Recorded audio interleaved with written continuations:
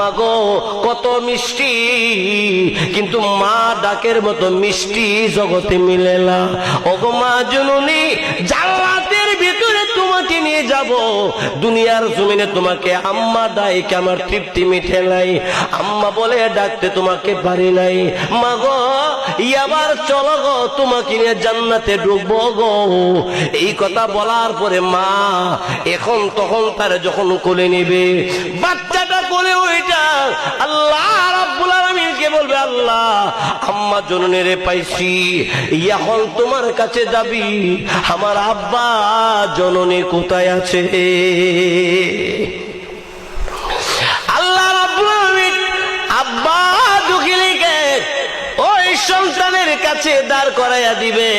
এবারে সন্তান মা আর বাপকে লইয়া জান্নাতের দিকে যখন রওনা হবে, আল্লাহ রাব্বুল